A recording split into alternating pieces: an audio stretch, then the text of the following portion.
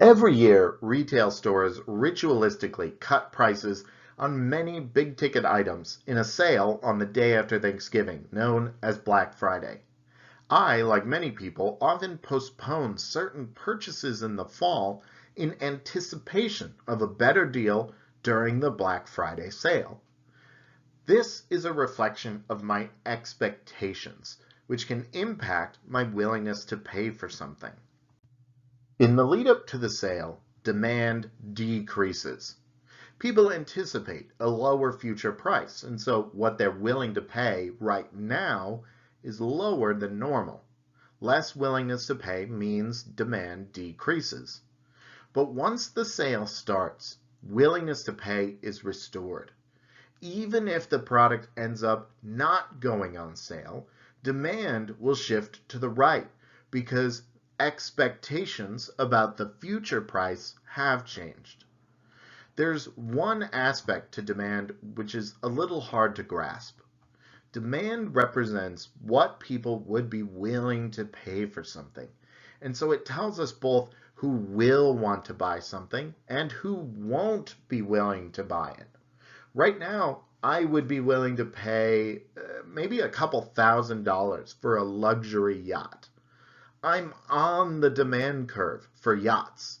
I want one, but I'm not willing to pay more than what anyone is willing to sell one to me for. When we anticipate a sale, we lower our willingness to pay right now below the current price of that thing, only because we are willing to wait in order to save a bit of money. But if that expectation changes, we might lift our willingness to pay above the current price. It is these changes in willingness to pay which shift demand. Let's think through some examples of how expectations impact demand.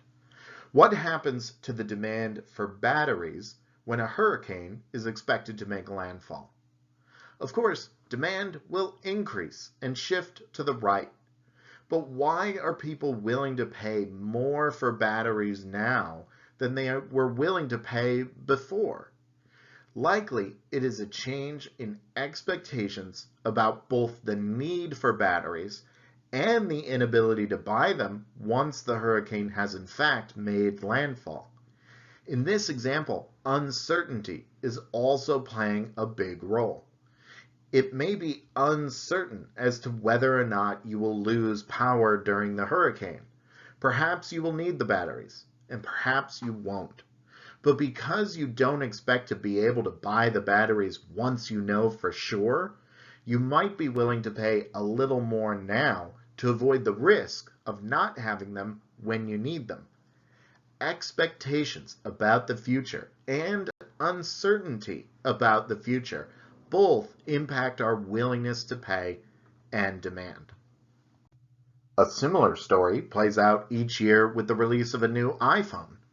When we expect a new one to be announced, the willingness to pay for the current model falls, and that means demand shifts to the left. Imagine we were a month before a new iPhone and you were looking to buy one. You'd probably want to wait and see what the new one looks like. But if I offered you 50% off the current model, you might take it. Demand represents both consumers who do and do not end up buying something.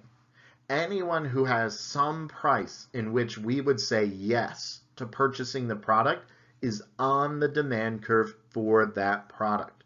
If you're willing to pay $1 for an iPhone, you're on the demand curve for iPhones, but you're probably never going to buy one.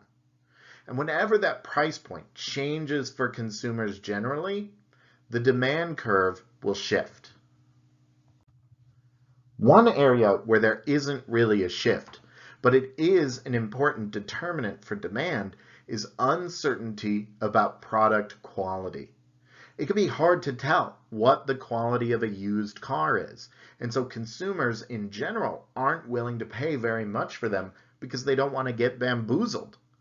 A lower willingness to pay means demand under uncertainty is lower than it would be if we all magically had perfect information about the quality of what we buy. The key takeaway, and I hope you noticed I said these words a lot in this chapter, is that demand represents what consumers are willing to pay for something. When our willingness to pay changes, the demand for that product will shift to reflect that change. So if you aren't sure if something affects demand, ask yourself whether or not it would affect how much people are willing to pay for the product.